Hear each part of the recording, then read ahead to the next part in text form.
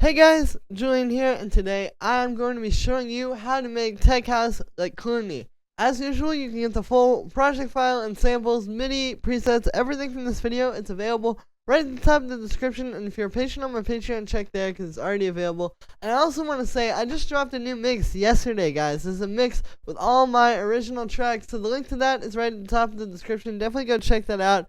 It's got some cool stuff in there, and yeah, let's get started. So, this is a loop that you heard from the intro. This is 126 BPM, pretty upbeat for tech house, and the first sound we have here is a stab, which sounds like this.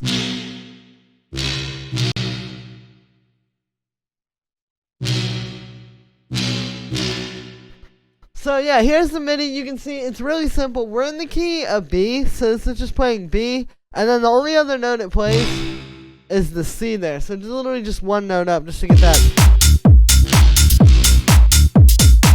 kind of like darker feel. But yeah, and then the thing with this one is like the cool stuff with the 16th notes, like how this one, you get like that, you know, just kind of like saying more with less notes. I could have done like this maybe, but all I needed to really do was just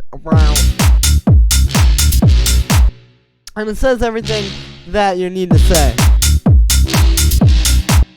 For the sound with this one, it's made using analog. So what it is it's really simple actually. It's just two saw waves, detuned a bit, going into a low pass filter with an envelope. You can see the amp envelope is set like this. And then we just have a bit of unison. The thing that makes this one complex is really just like taking the time to really dial in the envelope on the filter. Like I've noticed with these, a lot of times it can be hard to really get that like perfect filter envelope amount and the settings. So you just have to really take your time and like, you know, really get it right.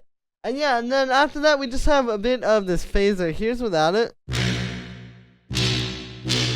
And then with it, so you can hear what it does sort of tonally for the sound. It just creates like a more kind of rough around the edges sort of sound. Again, without it. And then with it, the phaser is a really good way also to just create like a more interesting texture with saw waves. Like if you're having a hard time getting away from that sort of like dry saw wave sound, it's a really good way to do that. From there, I've got this EQ, which is just cutting a bit at 100 hertz.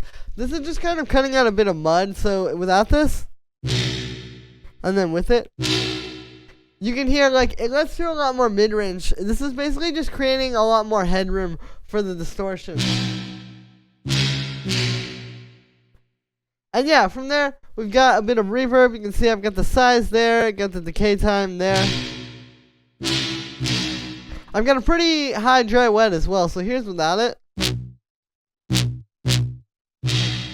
And then with it, so you can hear this is actually pretty important for the sound.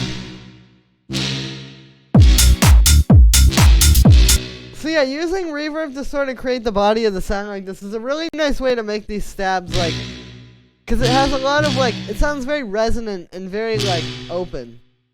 Then after that we have this amp which is on the boost setting. Here's without it. And then with it. You can hear what this is doing. This is what's giving it that like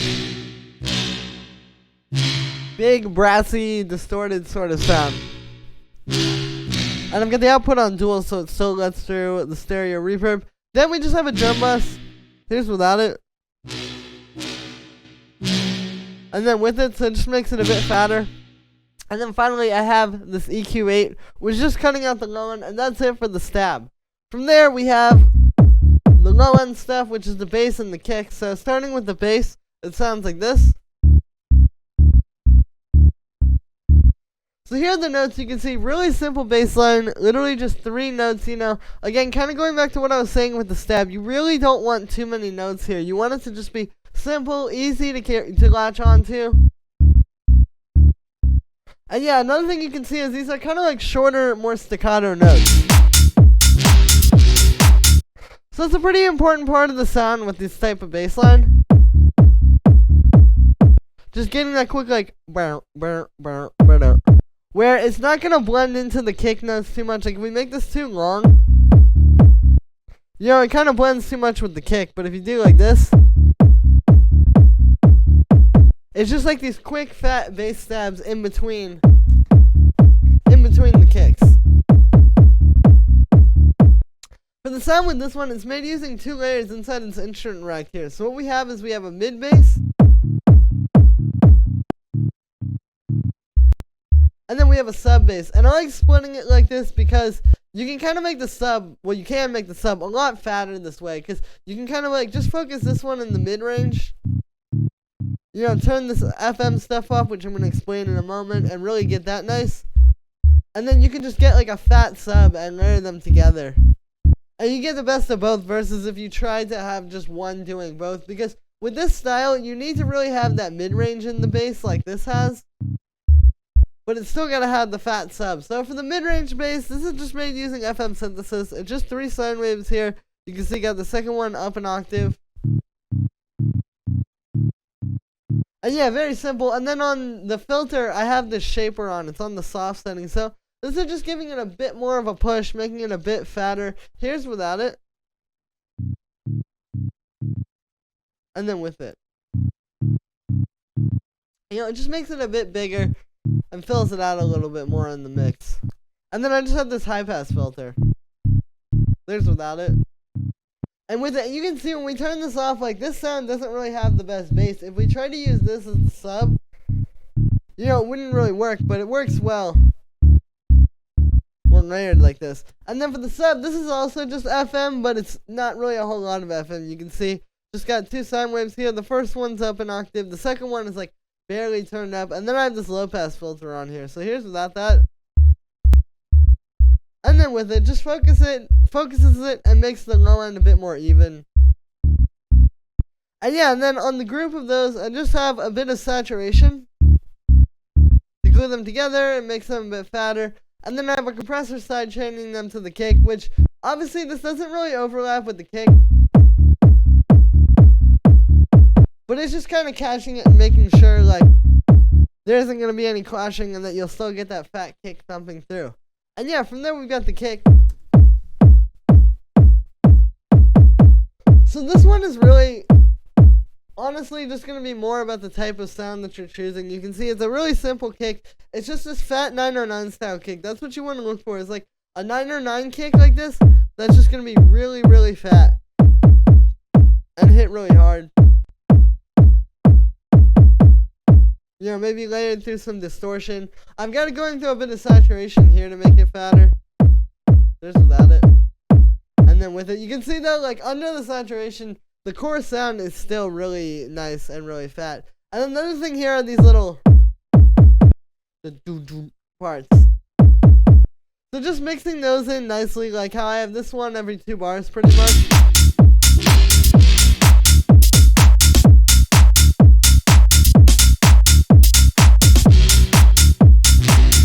And you're almost getting a bit of call and response there, because, or you are getting a bit of call and response there, because the first time it happens on this count,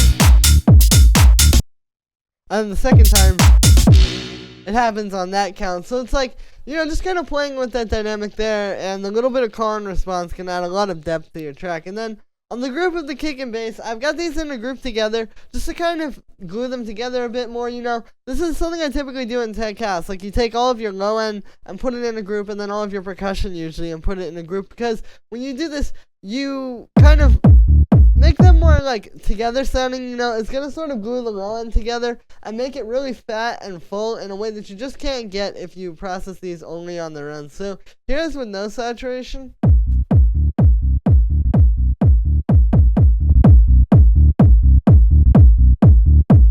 With it, so you can hear what this does. It really gives these like a level of fatness that you just can't achieve on their own.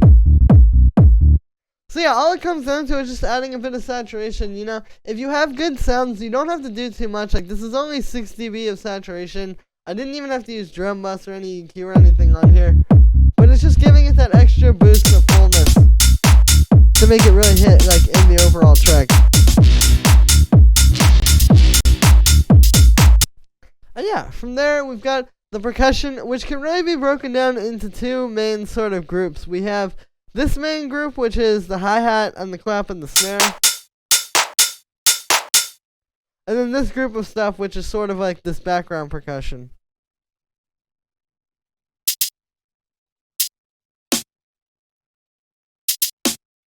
So I'll start with the main stuff. You can see we have the hi-hat, You know, just like a nice, hard-hitting, punchy hi-hat like this. I started with this one. And then, I believe I just pitched it up a little bit. Yeah, it's being played a little bit higher. You can see I've got it on C sharp. So there's the original pitch, and then where we have it. And then I shortened it a little bit. I noticed with this style of tech house, you know, there's usually like a pretty short hi-hat. You wouldn't want like a long, like held out thing. It's just this quick, just tight, punchy hi-hat like this. So I've just shortened this to achieve that. And then I'll show you also, here's what happens if I turn the sustain back up. And then turn it down again. You can probably have some fun like automating that to kind of open up at some different parts. But yeah, and then for the clap and snare, so these two play together, they sound like this. So what's happening here is it's a standard sort of like, you know, hard-hitting tech house clap, and then I've layered in the snare. Just to add some highs, because you can hear if we play the clap on its own, and then I'll layer in the snare. You can see when we add in that snare, it just gives it a level of punch and sharpness that you don't get with just the clap on its own. So yeah, it's pretty simple layering. You know, with layering, you always want to try to choose two sounds that are doing completely different things that are going to complement each other. And that's what's happening here. But yeah, it's important to add that snare. Like when I was referencing this, if you just use the clap on its own, you just don't get a full enough sound, and it's not going to hold up and sound professional. But when you have that snare, it makes it really hit when you get to the clap. And yeah, and then we have these little extra percussions here. So it's this one. And then that little like snare sort of one. So yeah, these are just in here adding a little bit of extra stuff. The thing with this style is that you really want to keep it pretty open. Like honestly, you don't want these to be happening too much. It's just a matter of having something that's going to come in like at least one time every bar. Or even once every 2 bars if you want to. That's just going to say like, hey, this is more than just the main hi-hat and clap. Because like, if we just have those, you know, it's going to get a bit flat. But then when we add these in, you know, just having it every now and then like this is enough to really make it fill out the track without taking up too much space. And then on the group without percussion, I just have a bit of drum bus and a bit of EQs. So here's without these. And with them, so you can hear why we're doing this. So yeah, the drum bus just kind of glues everything together, you know, makes it a bit more even, both in terms of fatness and loudness, and also in terms of texture. You know, it's a really great way to kind of even your percussion out. Like a lot of times I get that question, like, how do I make all the percussion sound like it's coming from the same place? Like a lot of times when you hear a professional track, that's what it is. It sounds like it was all perfectly crafted together to fit together really well. And the truth is, a lot of times it's just different samples like this, but then when they put some kind of processing on it like this, that's what makes it all sound together. So if I turn this off, and then on again, you can hear how that does that, you know. And yeah, this also helps to make it hit a bit harder because we're turning up the transients there. It really helps to get that like fat, hard-hitting hi-hat like you need. And then the EQ here is just doing a little bit of a low cut. And then it's boosting these like bright highs. So here's without the EQ. And then with it. So yeah, just kind of bringing out the really bright high end. Cutting out those lows.